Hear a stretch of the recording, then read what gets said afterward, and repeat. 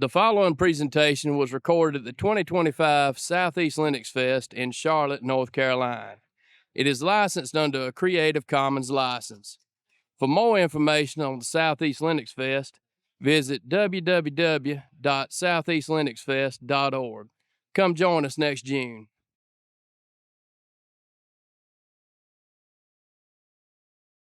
So, thank you for coming on a Friday. I know that a Friday slot is probably not the most popular time. We're going to talk a little bit about my experiences as a person that's in the hiring chain at Red Hat. And some of this is going to be war story, and some of this is going to be things you shouldn't do or things you should do. So we're going to cover a little bit of best practices, as well as when it's subjective and it's something that I personally think, I'll let you know that, as opposed to like, hey, this is what is expected across the board. Because there's a difference, right? Every hiring manager or person that is involved in the process is going to do or think something different, right?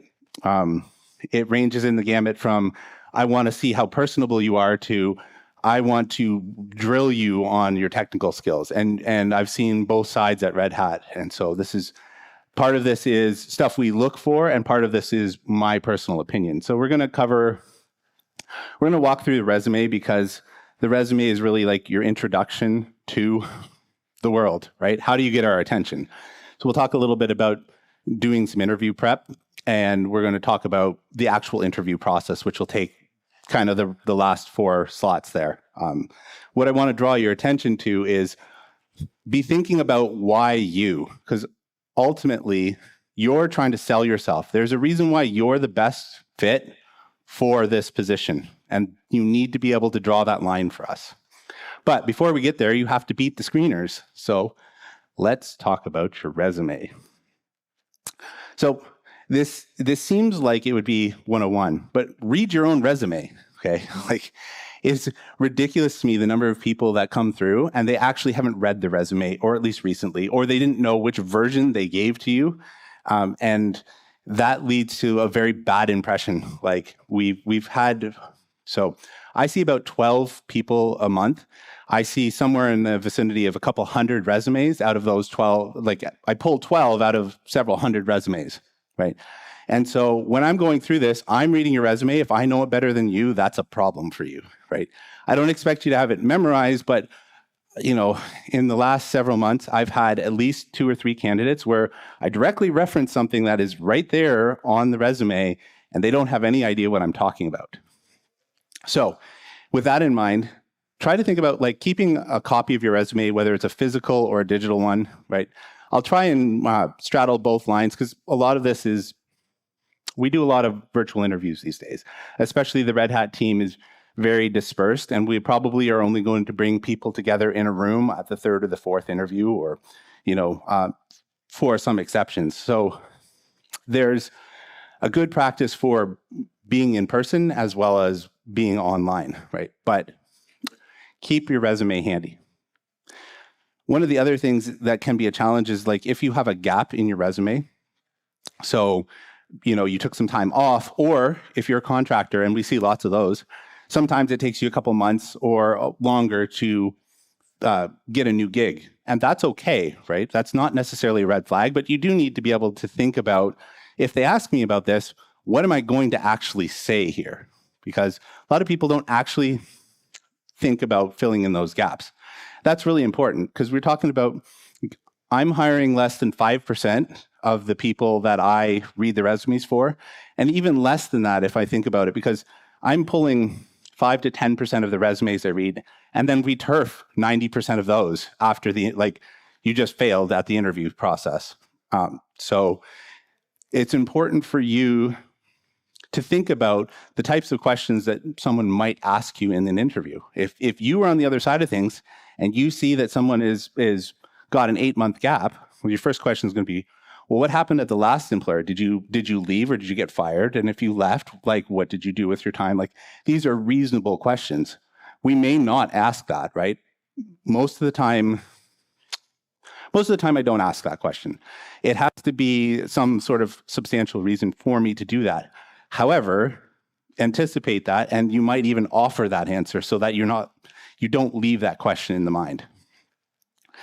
The other thing that people really fail at is when you go to apply for a job, again, you're thinking about what is the skill or why am I hiring you? So prepare a couple of examples from your resume for the thing that you're applying for. Okay, so I know this gets a little nebulous. We'll kind of step through this, but if you've got, most of the time, by the time you see me, you've at least spoken to a screener and maybe an HR person. You've had a chance to read the description, and then you've talked to somebody and maybe asked some more questions about what the role entails. So by the time you get to me and you give me your list of technical qualifications, you need to be thinking about like, okay, I did this thing over here and it's not exactly what you're asking for. Make that link for me, right? Give me some examples in your past of things that I might care about, and have that prepared so that when you come to that situation, you have the answers handy. So we're going to follow a kind of a retro theme of the good idea, bad idea. And so we're going to walk through and we're going to have some good ideas of stuff that I've seen and some not good ideas of stuff that I've seen. So hopefully the audio is going to play. Good idea. Tossing a penny into a fountain to make a wish. Bad idea. Tossing your cousin penny into a fountain to make a wish. So you need to be aware of the resume and what that is telling about you. So it's a good idea to have a clean resume reviewed by other people. Have somebody else look at it, okay? That this will help with ironing out formatting issues or maybe typos or something that you missed. And largely, this person nailed it, okay? I made a specific note here about, hey, maybe certifications would be good, like the number, because this person says, I have these certifications. I will actually go check to see if your certifications are relevant or if you did it on relevant technology, because so they've got the SUSE certified administrator. Well, was that on 9? We're on 13. Like, how far back was this? So the only fault that I really had with this person's resume was they just didn't give me any way to check their certifications. Bad idea, using custom formatting because you don't know what it's going to get munched at. This was terrible. The entire resume was like this. Like the extra spacing here, I'm sure that they use some sort of fun Microsoft Wordy template thing that just completely failed them. Like you've got extra spaces in here. You've got this giant gap, the date that you worked there wrapped around, like just all around, it's a travesty. So systems can cause problems. And so I know that there's places that specifically ask for Word copies, but having a PDF copy or some way to guarantee your formatting is consistent. So try opening this in different systems. Don't just use your version of Word or your version of LibreOffice or whatever it is, however you've prepared it, because you don't know what the system's going to do to it. Related to that, so this person they used a universal formatting by making a table. That's good. The bad part, their entire resume was just basically half page because they left these 3 columns blank because the who, when, and the where all lined up, and it's easy to read, and that part was good. But this resume was 7 pages, which was equivalent to 2 pages because of all of the wasted, all of this wasted space here, right? I know it's digital, but did you actually consider what it looks like and what my job is to filter through these? Like, honestly, I didn't even call this one. Just looked at it like, nope, next, because I've got so many, right? And that's, part of the process. This one was ridiculous. So I know you can't see it on the screen. I apologize for the projector here. This is 3 months worth of work. This person is claiming to have 2 pages worth of experience in 3 months worth of work. I think they were actually banking on the fact that no one would actually read this, right? I actually look for dates. But, maybe you were adjacent to some of the stuff happening and maybe you actually put your fingers in it. But the point where you're getting to me, I'm going to then ask you questions about that. So you put it on your resume, I'm going to ask you. And if you don't know, then I assume you've lied to me. And that's not a good impression at all. Kind of related to this, it's kind of really important to put when you worked on something. So this is kind of a basic thing. This resume, we talked to this guy anyways, mostly because I was just curious to find out, when did you actually do these things? There's like, his resume was full of experience that he said was relevant, and it turned out, oh, that was like 7 years ago. Guy, it's technology. 3 years ago is a stretch. And we'll get into a little bit about that, but when you're talking about bulleted point things, and specifically, I did this type of configuration, be mindful of how far back you go. There's something to be said for being able to tie a skill that you have learned, such as, I understand how database schemas work, or I understand generically how a pipeline works. And you can tie that in from 5-10 years ago, because the generic idea of how these things lay out is still relevant and shows that you were able to understand the thought process. Now, the direct application has probably changed in that time. So part of your job is to draw that line between, I'm not selling the fact that I did the direct thing, but rather I have this skill set that I can then apply somewhere else. Good idea. Giving a small child a balloon. Bad idea. Giving a small child a bunch of balloons. So when you're giving me information, right, this was a good way to break down your skills. It's clean, it's concise, it is you've got clear headings. I know what you're trying to link your skills to. So this was a good example. If you're going to list your tech skills, this is good. This one, not so much. So this person literally just put all kinds of stuff. So ETL is, for people that don't know, is like a data processing pipeline that could mean anything. It just means I transfer data from one format to another. Okay, so that's generic. I'm Red Hat. Why do I care about HPUX or VMAX or okay, Windows Server might be applicable because we have to interop with it. But really consider, this is this person's skills. Did you really my notes on this is just, really? ? Okay, moving on. So really think about the resume and what it says about you. Okay, this is difficult. It's really, really hard for tech people to take a specific thing that I worked on and try to make it general enough to convey to someone else what your value is. Okay, because generally speaking, unless you're moving from, I worked in this niche environment and I use this product, and you're then hiring me specifically for the product that I worked on, that is a very low chance of happening. It does happen, but usually when you move jobs, you're changing something, you're changing a major facet of what you did. And so your job is to convince the interviewer that the skills that you had and not the direct thing you were working with is what's important. So when you're preparing for your interview, there's lots of things for you to think about. Good idea. Ordering a chili dog to go.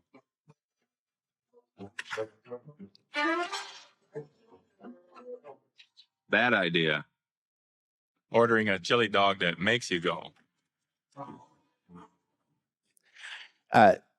The number of people that are just unprepared for the actual interview, it boggles my mind. So the good idea here, start thinking about being prepared. So a good example of this was, I was doing the radio show with Noah today, and someone turned off the Wi-Fi.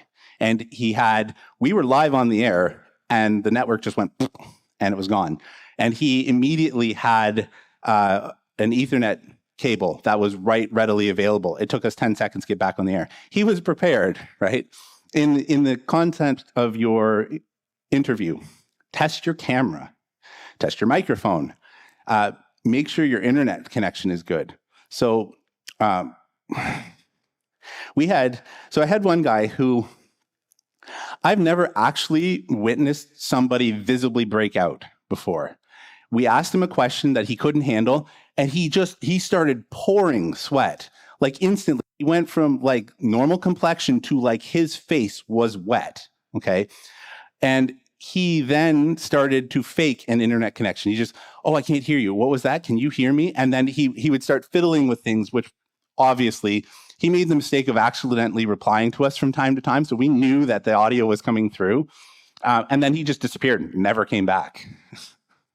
So some of this is thinking about ahead of time, what do I do in a bad situation, or how do I connect with the interviewer in general? So have a backup plan, okay? If your internet fails, and it does fail, it will fail during your interview if it's going to fail at all. Think about like a phone hotspot, or having an alternative device if your laptop just goes crazy on you. Like we had one guy, he's a well-meaning guy, but he just couldn't get his mic to work off of his laptop for whatever reason. He's doing all of these things, right? And just he bailed out of the interview on his own accord, which leads me to the next thing to think about. Dial in, people. Like every one of these interview things, Zoom, Teams, Skype, well, Skype's not a thing anymore. They all have dial-in numbers in case you need to connect via your phone. Nobody in the 200 or so people that I've done in the last year, nobody has called in, even when we've said, hey, maybe you should call in because your internet connection's bad. If you want to maintain that good rapport, like the dial-in number is there for a reason, and it shows good preparedness. If you actually have it, and be like, oh, hold on, let me dial in, right? In the stuff that I'm hiring for, we're customer facing, and that's kind of important. You can't just disappear for a half hour on the client. If you're on a call and your internet connection drops, you have to at least get to their attention, like, hey, sorry, I'm working on it, or something like that. And even better is, if you've picked up the phone and you dial in right away without any prompting. So really think about getting connected, because honestly, I probably wouldn't have thought about this except that I do the hiring, work in the hiring process. And so because I see these things, then I think about it. But I don't know if I was in the position of being interviewed, that I would have thought of all of this sort of stuff. I don't think that I'm that far thinking. So, learn from other people's mistakes.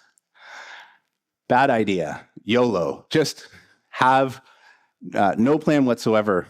I've had people who decided they were going to switch their cameras. I've had people who had like terrible internet latency, to the point like not just talking over each other, but like you're getting the stutters and just completely terrible. I've had other people where their environment was very warm and you could tell over time that they were getting hot. So think about like putting a fan in your area if you get warm. Honestly, the worst thing you can do is be just unprepared. Like that basic unpreparedness tells me that you don't think particularly well under pressure, because nothing is quite like the pressure of actually being in an active interview and having something fail on you. Except if you're doing a live demo, that's almost worse. But that's another story altogether. So one of the things that is a big stumbling block for people is treating all companies like they're the same.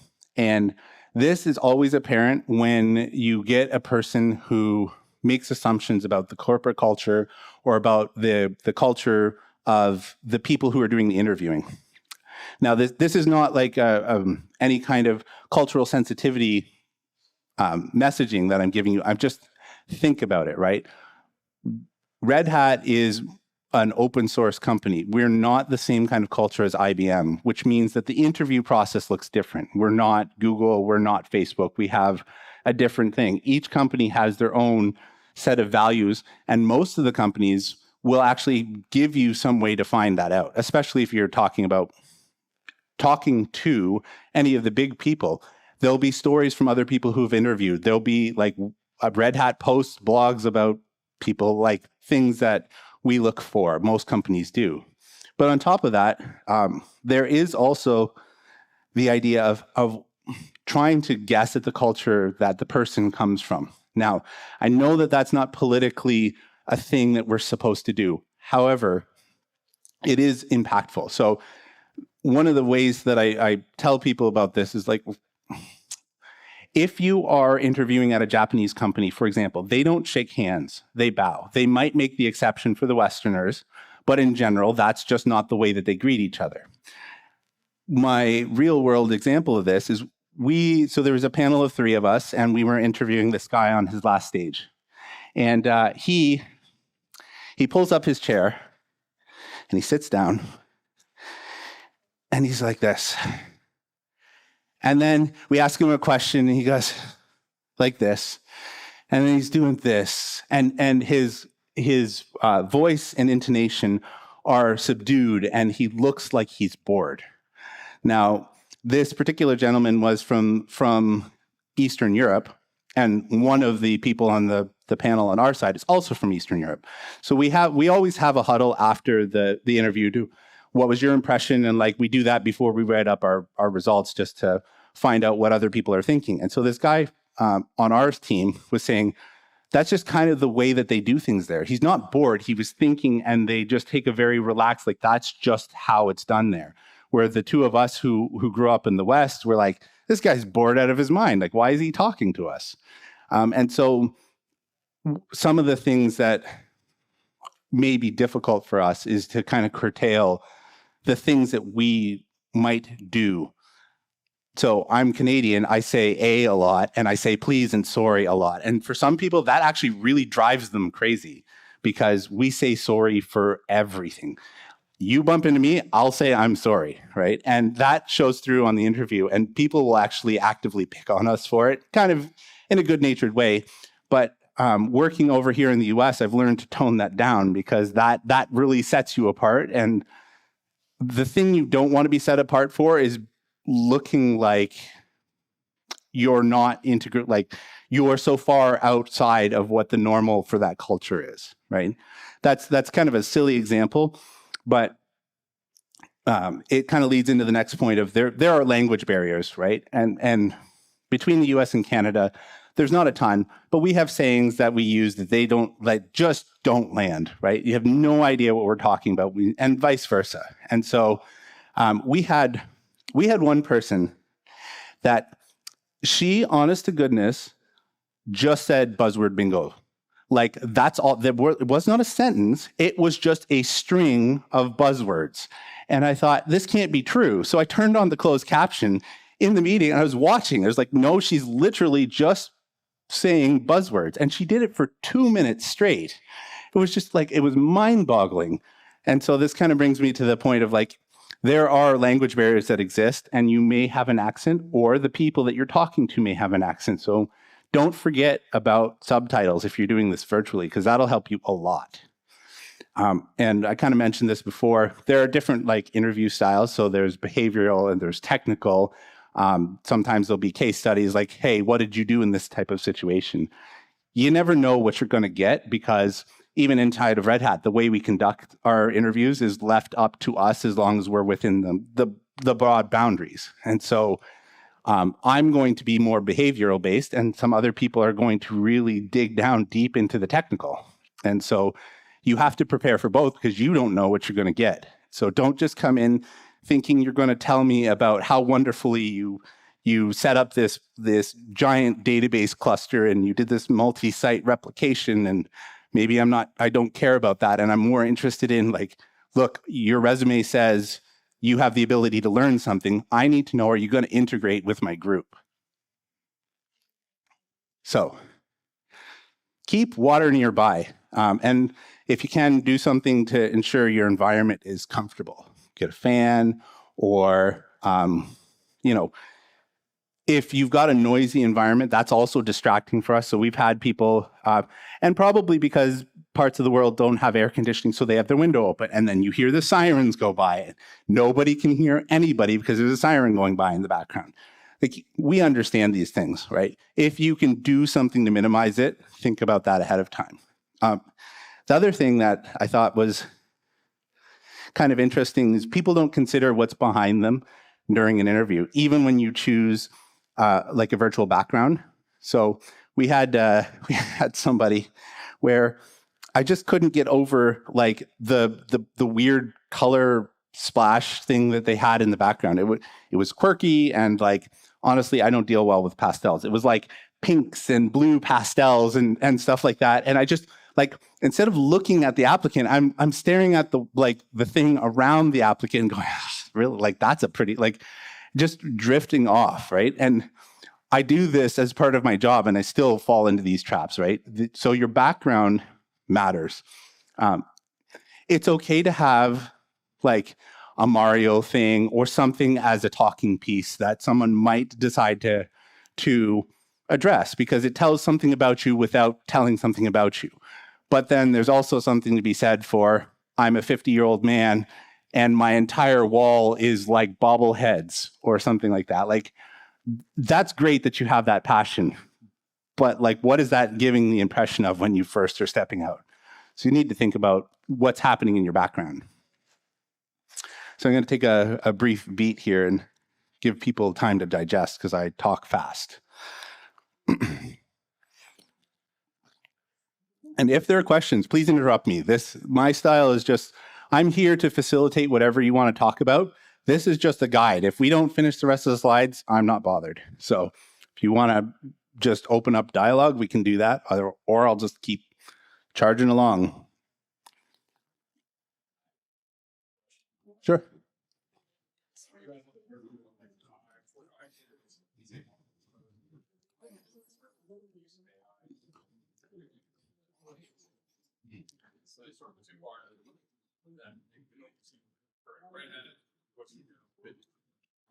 So the question was, what sort of things have I seen with regards to interviews in AI, and what are my personal opinions? This is personal opinion time, not Red Hat opinion time, okay?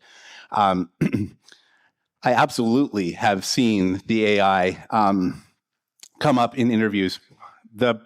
My problem is, if you are using the AI to feed you the information because you don't know it, that's bad, okay? So the other person that I work with quite closely, he's like, the only thing you can have is your resume. Like, that is it. Anything else is a lie to me and you're deceiving me. I'm more like, well, these tools are available in the wild. So if you're using it to like help prompt your memory, that to me is okay. And again, that is my personal opinion, okay? That where I will absolutely like, I will throw you out, like it disqualifies you if you're just reading it to me. And we had a guy where the AI changed its voice in the middle of it. So it was talking in the first person, then it changed to the third person, and he was just reading verbatim. And it was just so stark. It was like, you 100% are just reading what the AI is telling you.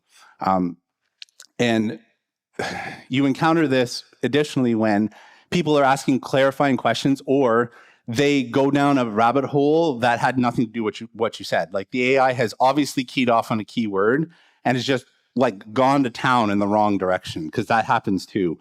And that is super obvious. Like, there is no way that a person with encyclopedic knowledge would take something and go just 180 degrees in the wrong direction for 2 minutes. Like, you just wouldn't do that. They would stop and make sure that they're they're trying to answer the question appropriately, if you've got that level of knowledge to be able to just rattle that stuff off, right?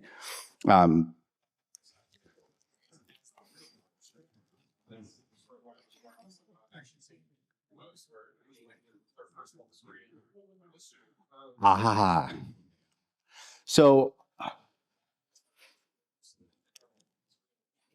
I'm not familiar with Red Hat's policy in terms of what happens with the screeners before me.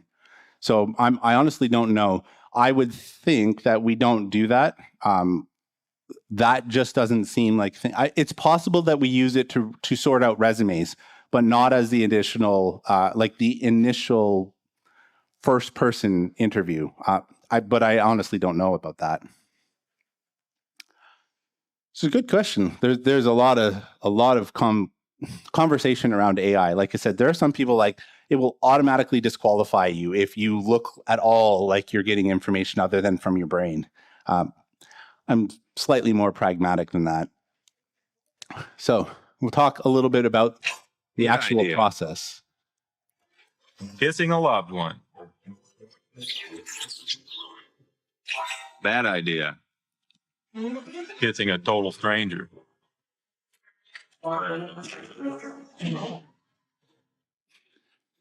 So the clips may seem kind of random, but they're actually tied in. It's very subtle, right? But this gets into like the first impressions. So the good idea is like a friendly, confident greeting. Okay. One of the nice things is when someone takes the time to address you by name. Everybody likes their own name, regardless of whether they tell you that or not. Because there are people that are like, I don't like to hear my own name. That sociologically, that is not true. That is one of our favorite words that we ever hear, and interviewers are no different. And so when you introduce yourself by name, and I think I've had 3 candidates in the last 2 months that have actually taken the time to repeat our names and like made a visible effort to address us by names, and I can picture the face of all 3 of those people, and so that stands out. In relation to that, yes, you may.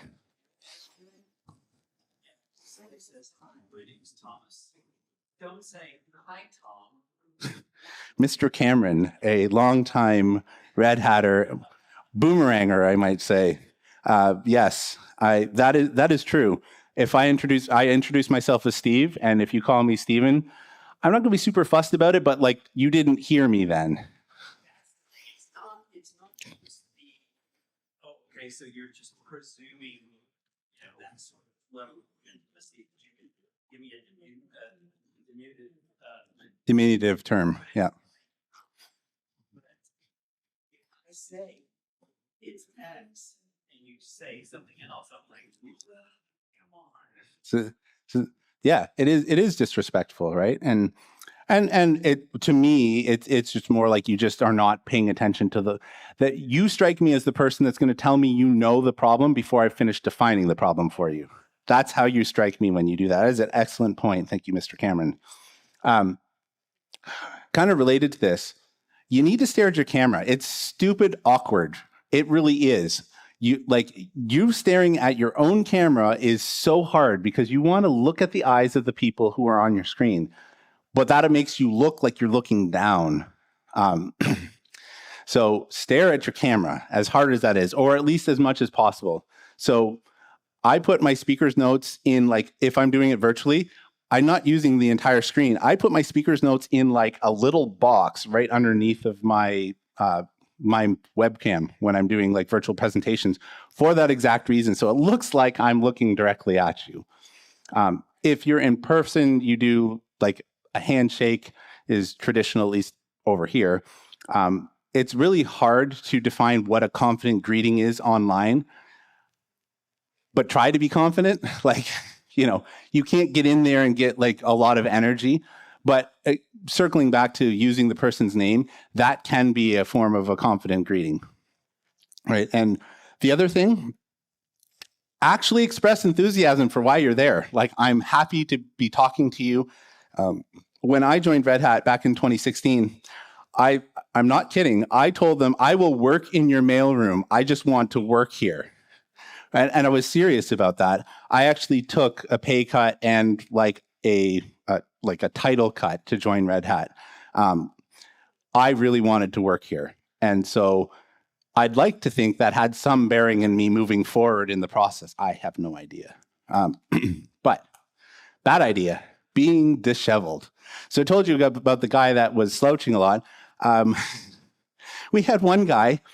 He showed up after doing an all-nighter. And look, I understand you get called, you're on call, you have to go, and like, I get it, right? But it wasn't first thing in the morning. We are 2:00 in the afternoon when we're doing this interview. And he looks tired, he's got black eyes, he was having a hard time putting sentences together. You could tell that he had an understanding of things.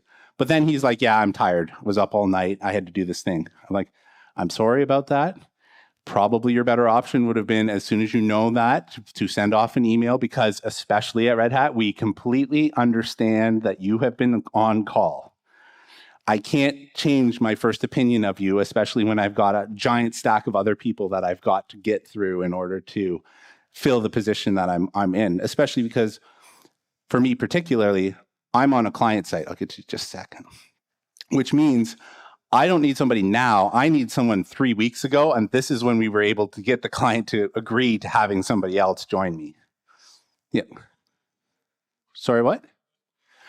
It absolutely would have been better. Like I said, we are not the screeners. So when we're at our level, we've done that work or are doing that work. So we get it, right? You can't take back your impression. And when I have you who come in disheveled and this other guy who's bright and on the ball, I have that to make my decision on. We had another guy, we had a couple of people where they just show up and they were off camera. And we had one guy who just didn't turn his camera on, even when asked. Like one of the people, they turned their camera on and then made some excuse about not knowing your camera wasn't on. Maybe that's possible that they didn't know. Maybe. But the other guy just didn't turn his camera on. So we talked at a black square. And there's nothing that you can do about that. And we had one guy. So one of the things that is happening for in the tech industry in particular is someone else is doing the interview on behalf of a second person. So like, I'm super qualified for the job and I'm going to take money because my friend Sleuth here is not confident in getting the job. So he puts in the application, it's his resume, but I go do the interview, right? And so we absolutely had somebody who like had zero clue what was on the resume, zero clue. And there's no way like that could not have been a case of I just didn't read my own resume. Because if you wrote it, you'd have some semblance of an idea of what you put on there, even 5 years ago. It is amazing the number of people that we get through. It's just crazy. And rudimentary things like manners. Again, manners are somewhat cultural, but you need to understand what constitutes manners in the environment in which you are applying. Presumably, from my perspective, okay, I understand. I've been on that side. I just need a job. I'm going to put my resume out to anything that I think I might be able to land. I've been on that side. From the hiring side, I'm thinking about, okay, you need to want to work here because if you want to work here, chances are I'm not going to have to try and fill that position again, right? And so having an understanding of what's happening and the manners that are in place and actually understanding where you're going in that company, right? So things like body language is very important. I gesticulate a lot, and it's not a nervous thing. When you gesticulate, it sets people at ease. I don't know why it is, but we feel a lot better when people have open hands. And the thought behind that goes back to like caveman brain when I had my hands closed and you don't know what's in them. If I'm gesticulating all the time, you see my hands are open. This is obviously an exception because I'd start throwing my remote at people. But you know, yeah, yeah, that's a different talk. So working with your body language and making sure that you're giving some level of verbal confirmation, but do not be that person that is giving me so many verbal confirmations. You're doing it while I'm talking. That drives me crazy. My 13-year-old does that. I'm like, dude, you're 13. You have no idea what I'm talking about, right? When I'm giving you instruction. And so if I'm laying out a scenario that I need you to walk through, verbal confirmation that you understand is good. We had one guy, he was saying it so much, I felt like it was just like, okay, man, you get it? I'll let you lay out the rest of the scenario because you obviously know what I'm going to say. Drives me crazy. And then there are some people that are real sticklers for time. Like I have one colleague, he has an agenda and he will be like, okay, we've got 10 minutes left. Okay, we've got 3 minutes left. Okay, we've got 30 seconds left and now I have to go. Like he is that structured, okay? And there are other people that I'm like, nah, it's fine, I'm good. And so you have to be able to play off of that. If you sense that you're talking to someone that is very structured, you need to be sensitive of the time and wrap it up on time or give them the option to, right? If they pursue past the time that you're allotted, that's their choice. If you run through that leads to, I know I've done enough interviews with this other gentleman to know that he will think that person just rambles. right? That is his impression. If you are not segmented, honestly, I don't know whether I would have passed one of his interviews, to be honest with you. But there are those people that impression makes a big difference. And so you have to kind of get, if you really want the job, you have to get good at reading people to understand like what is happening. Is this a friendly conversation? Is this a structured one? Like, what are we doing here? So that leads me to my next point. Okay. There is something about you. What is it? Okay. You need to think about why you are a better fit than anyone else. That is what I am trying to answer. I don't care about all the other stuff. All the other questions that I ask are trying to answer this question. Why you? Make it easy, right? Keep drawing those links. And with this, it is shocking the number of people that are completely unprepared for the interview question that literally everyone asked. I have never seen an interview that this question has not been asked. Tell me about yourself. It is shocking, right? You get the, I'm going to just read my resume to you. No, I did that. So did the screeners before. That doesn't tell me anything, right? So in this section, we're going to get into a little bit of my opinion. I'll tell you what some of the prevailing thought is. I'll tell you what my opinion is, and I'll give some counterpoints. So the general like the idea across the industry is that you should probably spend like 2 to 3 minutes. Thanks, Liz. Spend 2 to 3 minutes like in this section and follow what they call the present, past, and future. So what am I currently doing? What did I do in the past, and where do I want my career to go, and how that aligns with what I'm preparing for? That's like, if you go to the seminars or whatever, that's what they're going to be preaching, okay?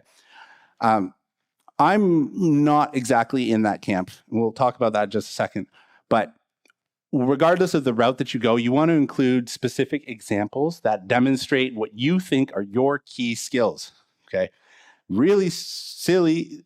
It's really silly, but so many people do not draw a link. And then we literally spend 45 minutes after the call hashing them out amongst the 3 or the 5 or however many people were watching. Okay, they said this skill. Can we use that skill? And did they demonstrate this? Like, we are literally having this conversation.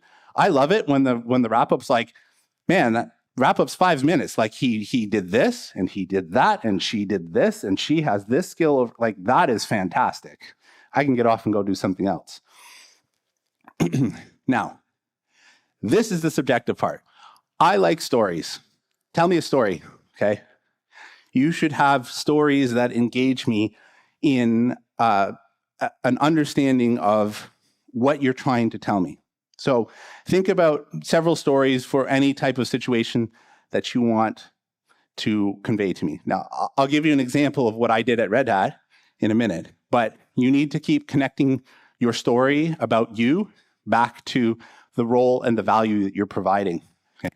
The reason why I like a story, and I would counsel other people to, is because in general, in the West, we connect with people who tell us stories. And that changes the tone of the interview. It becomes less of like an interrogation and asking like, what'd you do and how's this? And tell me, like, these deep drilling. And you express your personality and you engage the person in some sort of, I guess, relationship building, okay? While you're doing this, you can use professional achievements, lessons learned from challenges. If you are missing something specific, you can talk about your home lab, right? Like, I didn't work in enterprise software, but I'm running 83 VMs, and this is how I'm doing it, or whatever it is, right? However you want to do it. Now, I know that this is kind of tiny, and I have only a few minutes left, so I guess we'll have to speed it up. The abbreviated version. The promotion panel at Red Hat internally for my position requires a written paper, a presentation, and then a mock client situation. For my presentation, I decided to tell them about myself And I started all the way back as a kid. And I walked through my favorite game, SimCity 2000. I talked about like when I turned into a teenager and I started pulling apart hardware. And I kind of walked through these various situations. My overall theme, what I told them was, okay, I've been working as an SRE. I want to be promoted to an architect. In my view, these are two sides to the same coin. Here's how I have been an SRE. And an architect mindset at the same time. SimCity is a building game. It's a management game. You have to think ahead of time or else you end up with this snarled city with poor pollution and all that sort of stuff. You manage the budget. It shows long-range thinking. I didn't have a lot of money and had to come up with creative solutions to suit what I wanted to do with my hardware. So I pulled it all apart. I wasn't afraid to break things. I tinker around with things and I dig right in, right? And I just kind of walk through, here's what makes me, me, and you get a good idea of my mindset. This one here with the snoring people. I went to university for political science, and the very first presentation I went to was so terrible. Everybody was a terrible presenter. Like, guys, public speaking's like kind of fundamental to this. And so I swore I'd never do a boring presentation. So my presentations might not be the most educational, but there's a lot of stuff for you to look at, and maybe I do something crazy, and it's all good fun. So think about the story that you're telling. I have 5 minutes, so we're going to skip quite a bit. It's a good idea to have a copy of your resume to continuously remind your interviewer how you made wins for your employer, either current or past. Because ultimately, I'm trying to figure out, like, how are you going to help me? If you show me how you've helped other people in the past, awesome. And if you can show me how you succeeded as part of a team, also awesome. And good example of this is like, hey, I started this ball rolling and somebody else took it and it turned into this awesome thing. That is fantastic, right? It doesn't have to be what you personally did the whole way if you were part of driving the process or anything like that. Your bad idea, talking like a drunken sailor, airing all of their grievances. This happens. So I haven't had anybody swear this year, but it absolutely happens where you get them at the right question and then they'll place blame on their previous employer or the group that they worked with or something like that. And that makes me think, well, what are you going to say about us or your teammates? If I can't get you to integrate, am I putting a bad apple in here and dragging the productivity of the rest of the team down? This is super impactful. You could be the best person at that job, and I still will reject you because if I put you in there, you're going to drag everybody else down.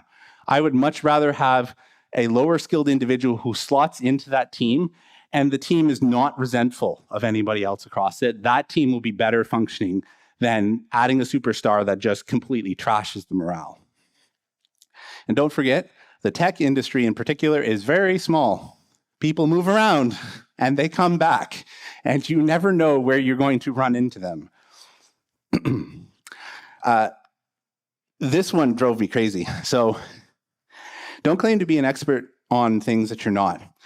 I had one guy, I was so livid when I read his resume. I was going through this and I was like, this guy claims that he has this amount of experience with our software. Our software did not exist back then. This is a lie. And then I went and looked at the Upstream project and I was like, you're claiming to have a year more experience than the official release of the Upstream product. Like I remember I sent that to like 5 people with like giant arrows and like, this is like, what is this person doing? I was, first of all, your emotions are lifted because you're like all this drudgery, like resume after resume. And then you hit this and you're just like, I can't believe this person made a thing saying they have worked with the software that we make longer than it's been around. Don't do that, right? You might be able to beat the screener, and you might even be able to beat the Red Hat screener who just is looking for keywords and screening and stuff like that. You're not going to be the tech person. You're not going to do it. We're going to check, right?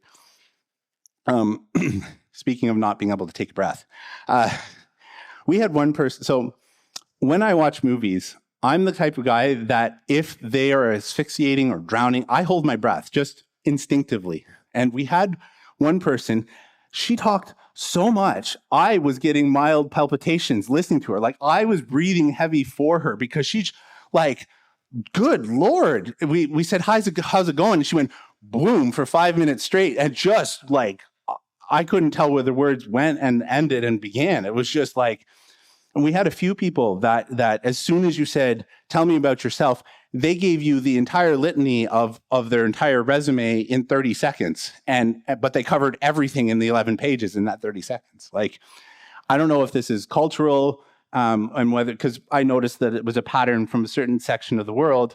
And so I don't know whether it's like the competition is so steep that you get your foot in the door and you just go until they tell you to stop. I don't know, but that gives me anxiety, right? So don't do that.